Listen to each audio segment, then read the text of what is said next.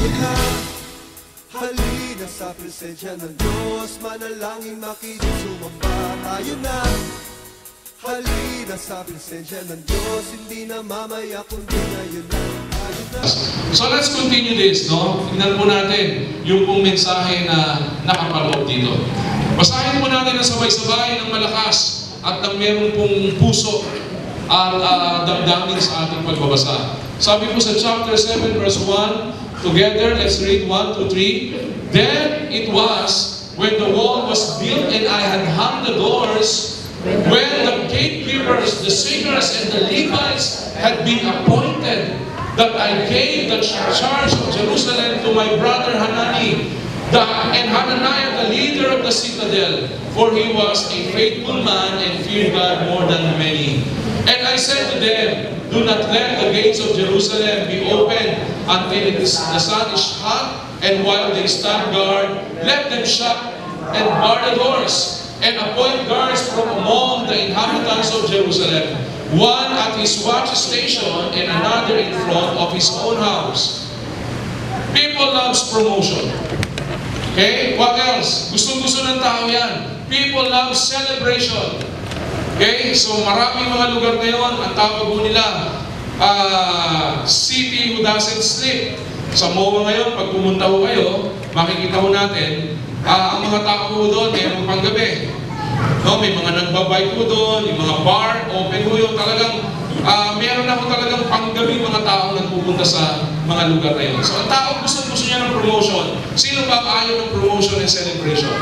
What else? Pero sabi nito, God's people loves promotion and celebration also, only for a right cause. Kagaya ng sinabi ng ating kapatid, nagse-celebrate siya because something happened in a most unexpected way. No, hindi yung paraan, hindi yung agenda na sinabi niya kay Lord, kundi sineselebrate niya because may ginawa ang Panginoon. Pansinin mo natin dito sa ating pag-uusap, what makes you celebrate? Ano ang nagpapaligaya? Ano ang nagpapasaya? Ano ang nagbibigay sa atin ng celebration? Gusto ko pong makita po natin, ma-enlighten po tayo ng matindi dito. Number 1, celebrate when big goals has been met for God. I-celebrate mo isang bagay kapag meron kang nagawang malaki para sa Diyos. Kaya mamaya, sorry, hindi ba dapat i-celebrate yung maliliit na bagay din? Later on, we will go to that. Pero pinag-uusapan natin dito, yung sinabi po na then it was when the wall was built in 52 days to be precise. And I had hung the doors when the gatekeepers, the singers, and the Levites had been appointed. Why? May mga singers. Doon sa ating background, kung titignan po natin, this is the very, hinanap po namin sa internet, yung tinatawag na parang picture. Of course, hindi natin makikita yung actual.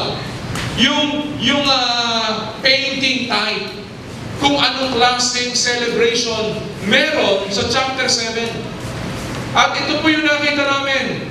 People are singing, people are rejoicing, people are celebrating. No, para bang nagkaroon ng festival. For the longest time, walang wall. For the longest time, yung wall, yung templo ay wasak, sira. Pero si Ezra, nagkaroon ng initiative na ayusin ang templo. Kagaya ng ginawa natin last Sunday, in-improve natin yung roll-up at ngayon, nagmumukha na kung maganda ang harapan ng church.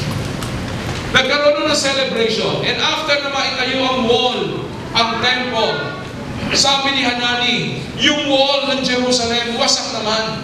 Anytime pwede na naman tayong pasukin. Anytime pwede tayong mapahamak sa mga enemies of our nation. What happened? Nehemiah initiated by talking to the king first, then to the governors along the way, and he made this dramatic and drastic and courageous, bold action to start a big project. Okay, so tingnan po natin, ano ang nangyari? Ang unang bagay na binabanggit po natin dito, ano ang dapat natin i-celebrate? Number 1, celebrate when big goals has been met for God, para sa Panginoon. Yun po yung dapat natin i-celebrate. Kanina po, nag-usap po kami sa first service. Meron tayong vision. Okay, it's already done. Natapos na mo yung roll-ups natin. Praise God for that. Okay? Meron tayong goal. At alam nyo, nagulat kami kanina kasi sinama na yung 217 para 4 million, and eventually 5 years from now, 2020, we'll be able to gather 16 million. We know, everybody knows this. This is not enough.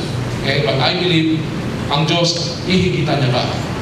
Okay? Naniniwala ba kayo kayang higitan ng Panginoon ang pinakamatayang nating pangarap? Definitely yes. 2016, ang goal natin, ito ho yung ating sinimulan. I think, nagsimula yan 2013, I think 2014, I cannot remember. Anyway, this year, ang goal natin, mailagay natin ito sa 2 million. Brother Manex, alam ko nasa business ka. Kung ang isang tao sa church, kagaya ni Nehemiah, magkakaroon ng matinding pagmamahal, pagmamalasakit sa templo ng Diyos, magse-celebrate ng kabutihan ng Panginoon. 10 tao, isang tao muna, magpe-pledge kay Lord. Lord, itong year na to, magpe-pledge ako sa aming Nehemiah project ng 20K. 20,000. Okay? Ang tanong ko, Brother Manex, sa loob ng 12 buwan, kaya ba ng isang tao na nagmamahal sa Panginoon, magbe-bless ako kay Lord sa loob ng 1 year ng 20,000? Kaya ba? Kaya kang bumili ng mamahaling cellphone eh. Mag-iipon ng 2 buwan, hindi kakain ng Jollibee, hindi magtitipid sa lahat ng bagay, maglalakad, etc. Hindi manonood ng sine, hindi magsisale ng mga malls, para matipid, para makabili siya ng Samsung Edge, kung ano yung mga nakikita natin, Note 5, mga halaga, magkano halaga ng mga gano'n, Note 5, 36, 30,000, diba, bibili ng gano'n bago ipapaagaw niya lang sa snatcher. Di ba? Naniniwala ba kayo kapag kay Lord kayo nagbigay? Biblia nagsabi niya hindi mananakaw yung binigay ko kay Lord. Kung may isang tao na Lord, sumusweldo ako, I'm receiving this amount, etc., etc. Lord, tong year na to, this is a commitment between you and me. This is a covenant. I will commit 20,000 this year. Meron 10 taong ganun ang isip. Magkano yung 10 tao na magbibigay ng 20,000? This year? 200,000. Okay, so 200,000. Kung 50 ang tao na yon, merong 50 na sinabi ng Lord sa kanya, I want you to give this amount to my project, to my house, to my temple. 50 ang tao, kapatid, ilan yan? 50 lang mo Ang atin pong attendance hanggang mamayang hapon po, ayan, alam niyo naman, sino sa inyo nakaka-attend minsan ng 3rd and 4th service? Napansin niyo ba? Dumadami? Alam niyo ba na ang offering ng umaga, 1st and 2nd, at offering ng 3rd at 4th ay pantay na ho? Pwede ba natin palakpakan ng Panginoon?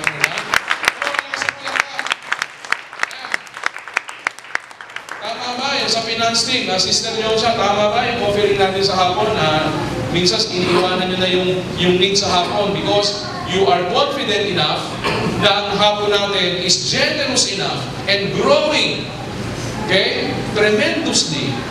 So in short, 50 katao lang na magsasabi na, Lord, instead na bibili ako ngayong year na to ng mamahaling iPad, yung church at yung pastor, wala pa pangapangaral.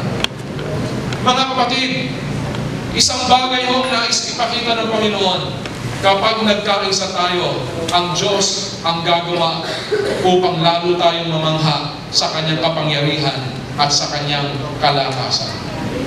Tingnan po natin ano nangyari dito, Sabi po dito, what happened here? Ano yung nangyari? Number 1, after the wall was finished, nag-celebrate sila nung natapos nila yung trabaho. Pangalawa, all doors are set. So talagang tapos na tapos yung kanilang ginawa. At pagkatapos doon, after that, they celebrated. They made a big festival out of that spirit. It's okay to celebrate small things. Okay, listen to me. Pastor, okay lang ba i-celebrate yung maliliit na bagay? Yes. It's renewed passion and strength when big things. Okay din naman i-celebrate mo yung maliliit na bagay. No problem about it. Pero kapag naka-reach ka ng matindi, talagang iba yung nararamdaman mo eh. Iba yung damdamin na grabe ginawa ng Lord sa church. May himalang ginawa ang Lord ng church. May ginawang himalang Diyos sa church. So napakahalaga. Number 2 po, tingnan po natin. Celebrate the big break from God. I-celebrate natin yung big break na binigay ng Panginoon. What we are talking about, big break. Tingnan po natin. Big break means that I gave the charge of Jerusalem to my brother Hanani. Pinagkatiwala ko na. Hanani, ikaw na bahala mag-manage ng Jerusalem. And Hananiah, the leader of the citadel, okay, for he was faithful man and feared God more than many. Okay, so makikita ko natin yan. Ito po yung pinakita nating break. Ano po yung mga big break? Hanani the governor. From this time on, Hanani, ikaw na nagpabalita sa akin. Ikaw na nagsabi sa akin ng kalagayan ng ating mga kababayan. I am now giving you authority to manage this city. Grabe, no? At ang description, tingnan mo natin, certain men, kung nasundan niyo po sa series, yung certain men, pag binasa niyo po yung chapter 7, nilagyan na sila ng pangalan at tawag sa kanila, and the commanders. Hanani together with his commanders. Una, certain men lang eh. Pero dito sa chapter 7, mga commanders na sila. Hindi lang sila mga kasama ni Hanani, hindi lang sila mga allies ni Hanani, hindi lang sila mga core leaders ni Hanani. Ang description sa chapter 7, and together with commanders. Okay? Hanani, the governor, certain men, now commander. Ngayon, mga kapatid, ano yung big break na nais mong gawin ng Diyos sa buhay mo? Lord, gusto ko gamitin mo ako. Lord, gusto kong gumawa ka ng dakilang bagay. Nandiyan ba yung picture, kapatid? Yung picture ni Engineer Manuel. Okay? Pwede mo paki-flash mo yung picture ni Engineer Manuel na ito po. Yes, I think this week, kumain po kami, nagmerienda po kami ng misis ko. Kasama ko si Rafael, dyan po sa Dragon 8 Mall. Habang nandun kami, habang naghihintay kami sa Chowking, nung dumating na ko yung Chowking, kakain na lang po kami, nagulat ako, may nagsasayaw na doon. Sino sa inyo nakapasok na doon sa food court ng Dragon 8 Mall? Di ba malaki? Malaki gano'n, no? Parang dome. Parang Araneta Coliseum na kabilog siyang gano'n. Then suddenly, out of nowhere, may dumating na mga may edad na at may tumutugtog na. Maya-maya, meron lang nagsusumba-sumba na. Sabi ko ba, okay ito ah. Then suddenly, hindi ko napansin. Iniwanan ko, sabi ko lang, sandali ah. Hinanap ko, nagtanong-tanong ko, sino po yung representative ng admin? Sabi ng janitor, wala po rito, nandun po sa fourth floor, etc. Ay, doon po si engineer, ayun po, nakaupo. Ilapitan ko po. Sabi ko sa kanya, sir, magandang hapon, I'm Pastor June. Ito po sa katapat lang po ng Dragon 8. I am the senior pastor of Chosen Generation Christian Church. Kasi ito po may ballroom eh. Meron po nga, ano tawag doon? Zumba, aerobics. Sabi ko, ang ganda yan, brad. Oo, sir, pang-attract ng tao. Para po sumigla.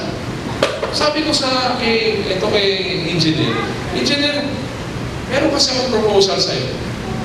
Gusto niyo bang magkaroon ng gospel music at least once or twice a week na may kakanta dito ng mga magagaling na mga gospel singer?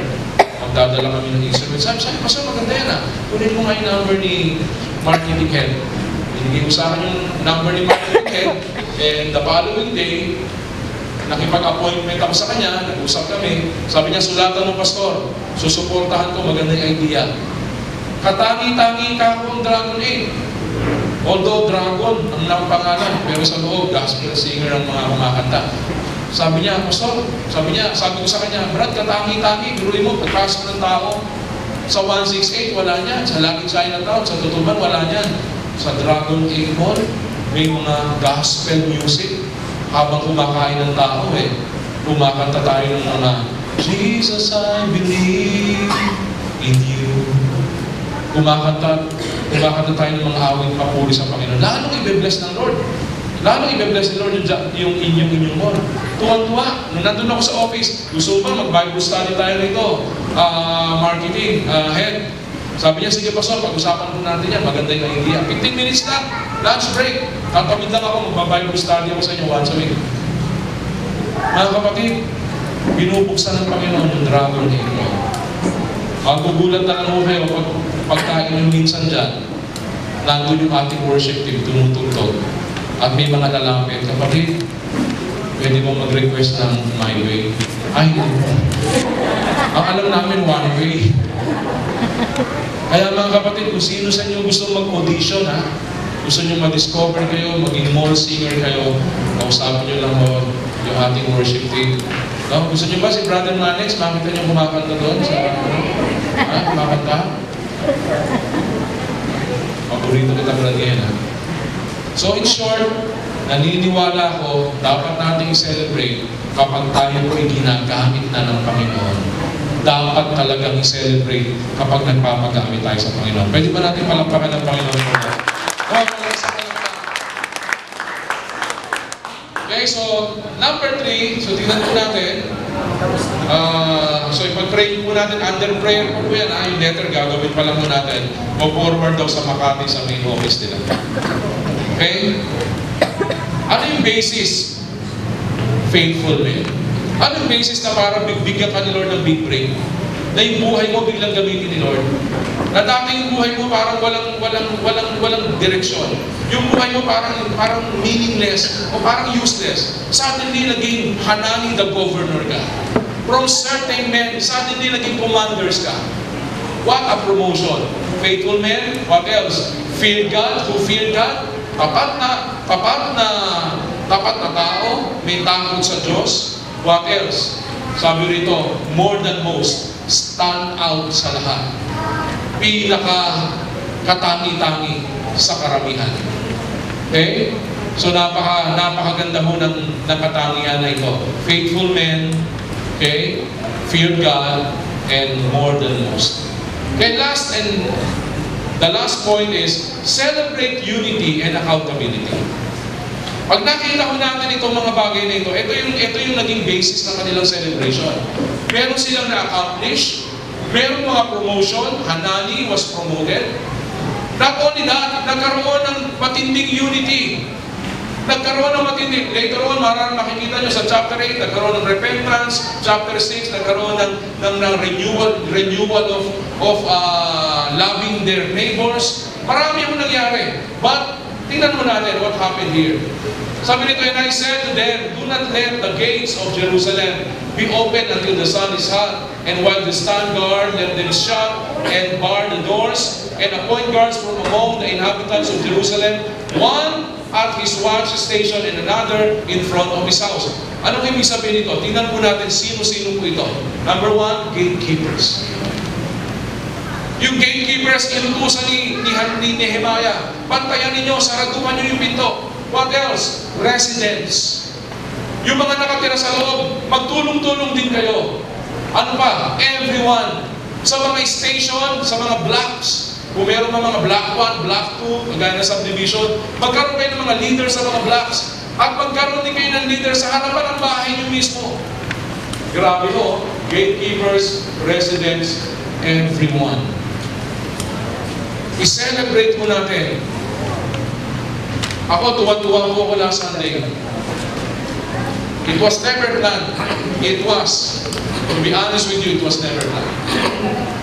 In the course of my preaching, suddenly the Lord spoke to me. Bigla ko nakita, sarado yung ating mga roll-ups. Ngayon po, kahapon, pinaprint sa recto lahat ng mga naka-pending na design ng ating graphics team. Pinrint. At ngayon, kitang-kita ko natin lahat ng dumadaan, napapabasa, napapalingon. na yan po ay nakaangat. Every day na ho nakaangat yan. Kaya yung dati yung harapan ng church, dahil lahat po tayo nag-participate. Lahat po tayo binipo ng Panginoon. Si Brother Norman, nung last service talaga nakaluhod pa. At napahiga pa nung tinatanggap yung blessing. Durog na durog. Naniniwala ko ba kayo merong tuwan-tuwa? Hindi lang tayo, hindi lang yung mga tao. Tuwang-tuwa yung Panginoon dahil nagpamalas tayo ng pagkakaisa upang ipaayos yung dapat ipaayos sa gawain ng Panginoon. Amen po ba? Palakpakan po natin ng Panginoon. Come on, malakas na malakas. Bigyan natin ng malakas na palakpakan.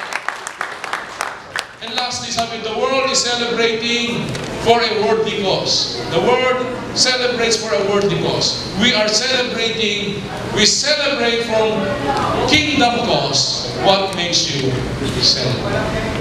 What makes you celebrate? Mga kapatid,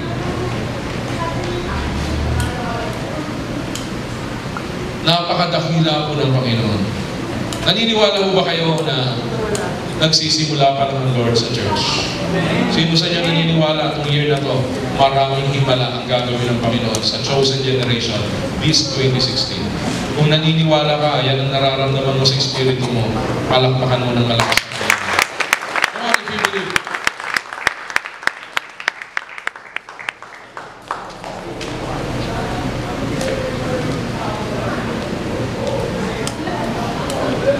I think Friday, I was shocked. Last Friday, I was totally shocked.